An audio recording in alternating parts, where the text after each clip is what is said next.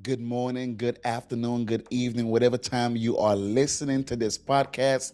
I am your host, Joshua Okpara. And today I want to talk to you about Black history. First of all, it is Black History Month, the month where we honor the achievements, the accomplishments of Black people in the US and Canada and even all over the world. But the question is, what is Black history?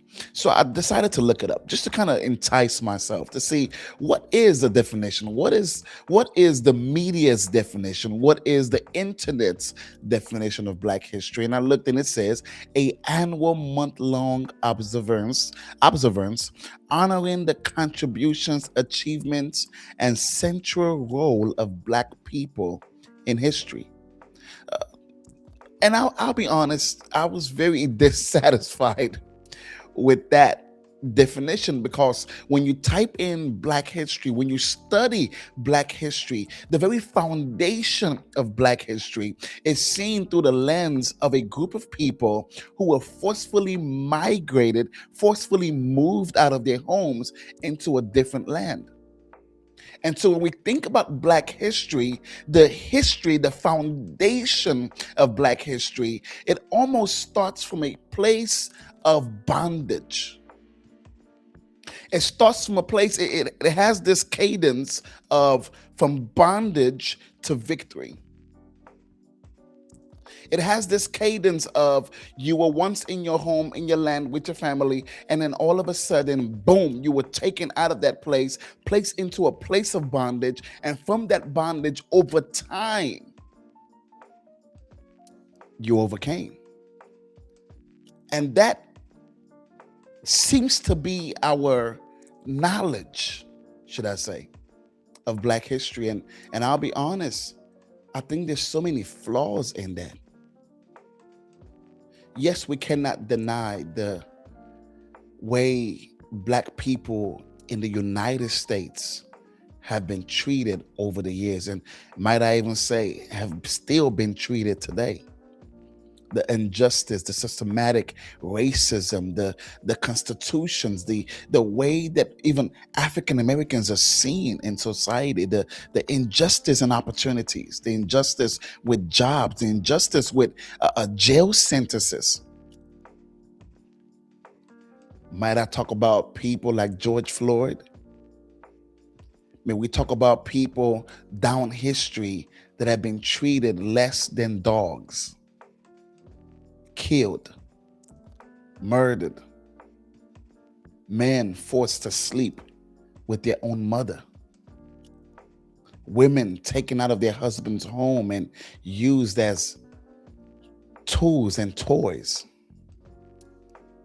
men used as breeding machines.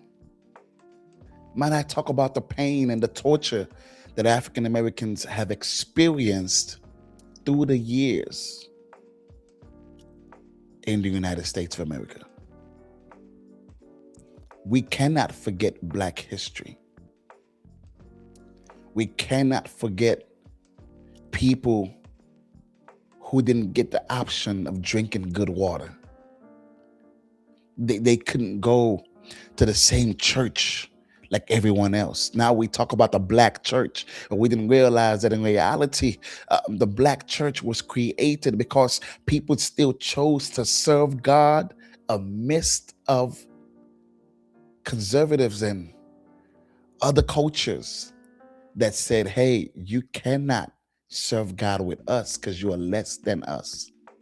So create your own churches. You can't drink our water because you're less than us.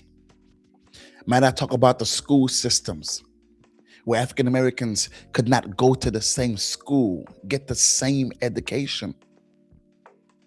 Might I talk about the pain of simply being judged for the color of your skin? Black history can never be forgotten. But I have a problem. Our perception of Black history is so limited to 400 years.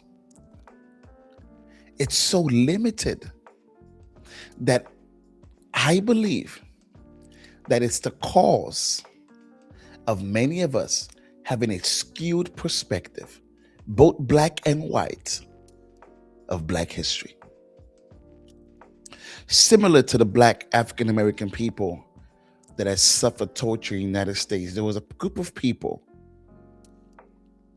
in history that for 400 years they were tortured, abused, mishandled, treated like dogs or even less than dogs.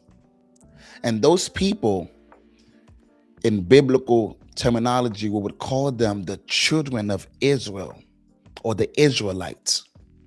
Israel is the name of a person. His name was originally Jacob, and God changed his name to Israel. Jacob was a man that had 12 sons.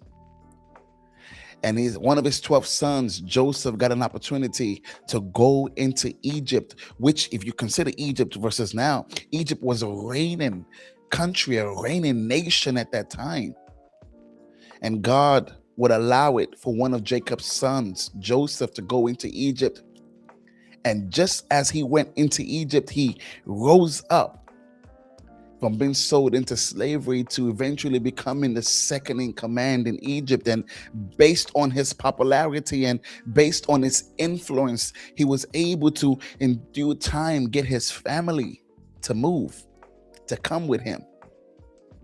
Now, over time, as time passed, this same Joseph, now with his father and his other brothers and his family, they came, about 70 of them, and they came, and it was amazing, it was beautiful. But over time, the king of that time died, and Joseph also died, and a new king arose that did not know Joseph, that didn't care about his family, that was brought and migrated from their land.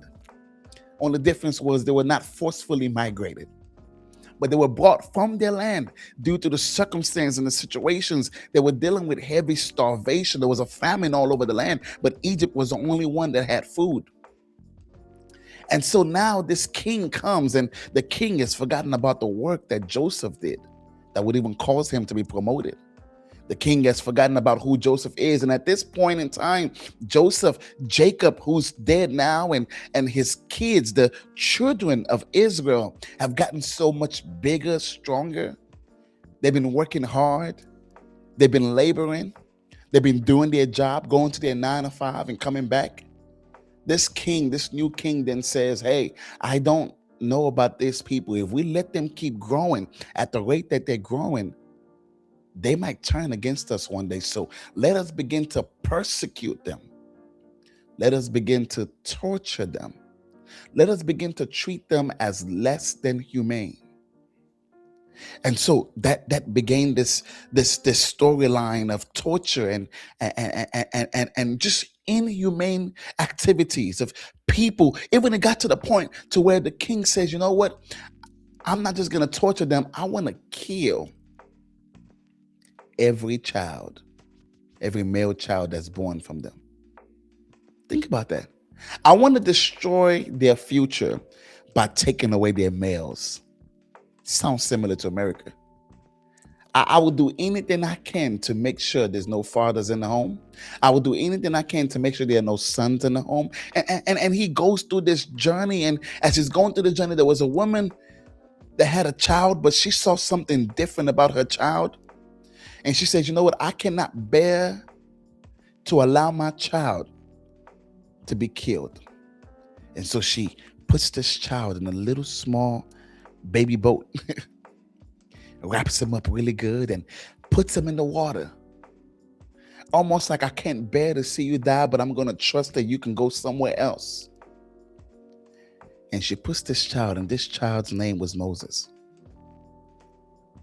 Eventually, this same child was found by Pharaoh's daughter, and Moses was found. And when she was found, she saw him, and just like his mom, she saw something special in him. Long story short, she decided to raise this boy, and Moses, who was born to a slave, now begins to live in a palace. And over time, he begins to feel this natural feeling like, I may be here, but I don't belong here. I may be living in luxury, but this is not my home. And so that feeling grew over time to the point that eventually he finds an Egyptian hurting an Israelite. And without anybody telling him what to do, he struck and killed that Egyptian. Time went by. The news went out what Moses did. He runs away. And as he runs away, time went by and he encounters God. And God says to him, Moses, I want to use you to go get my people who have been forcefully living in a less than humane condition. I'm going to use you to go get them out of slavery. Moses goes back to Egypt, and God uses him to do so many miracles, signs, and wonders just to get Pharaoh to believe. Time went by, and God then takes these children of Israel, takes them out of the land. But at this point now, they're not 70 anymore. We're talking about almost 1 million people or more. But they had spent so many years in bondage that now God is bringing them out of the land. And rather than rejoicing, there was a lot of complaining because they had spent so many years in bondage. You can take somebody out of bondage. You can change the laws. You can change their rights. You can change how they should do what they get access to. But one thing you cannot do is change their mind. And so they have spent so many years in bondage. And now they're in the wilderness on their way to this promised land that God had promised to them. And while they're there, after many years spent as slaves, God says, I'm not going to bring you to the promised land if you think your history started with slavery. I'm not going to bring you to the promised land as long as you keep thinking your history starts with you being in bondage. And so he begins to teach Moses, and Moses begins to teach them. And God, through Moses, says, you know what? I got to take you back to the beginning, because you have thought for a long time that your history started with bondage, even to the point that they were willing to go back into bondage. Because bondage was the foundation. Bondage was what they were used to. Bondage was what they have gotten accustomed to. And so God, through Moses, says, I have to teach this people who they really are. And Moses begins to write. And he begins to pen. And he dates back their history all the way to the beginning of the world. Moses writes the book of Genesis. He started off talking about, in the beginning, God created the heaven and the earth. And the earth was without form and void, and darkness was over the face of the deep, and the Spirit of God hovered over the face of the water. And God said, let there be light. Moses begins to teach this people, almost like babes, who they really are, who their father is. And he goes all the way down, teaching them how God created heaven and earth, and then got to a climax of saying in Genesis 1:26, that God said, let us make man in our own image and likeness, and let them have dominion over the face of the earth. You have to recognize that this word sounds crazy to them. How do you convince a slave that they were made in the image and likeness of God and they were made to have dominion? That seems almost impossible, because the very lifestyle they have been living for that 400 years was less than dominion. It was bondage.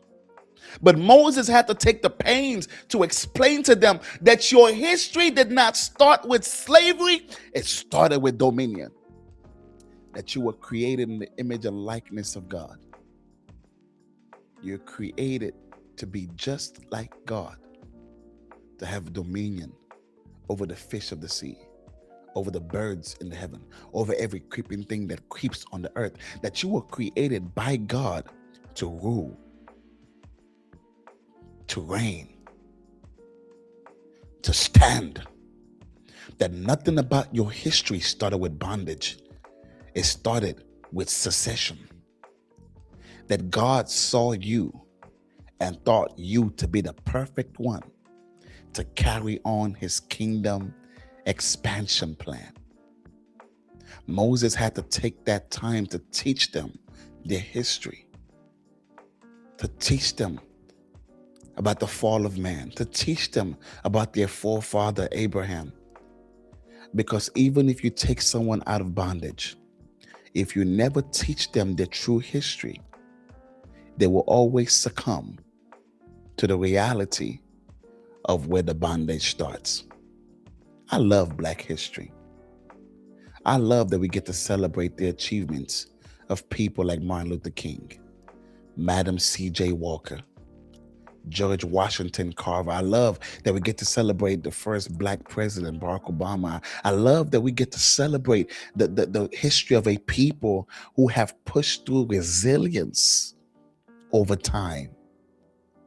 But I hate that we limit it to the United States of America.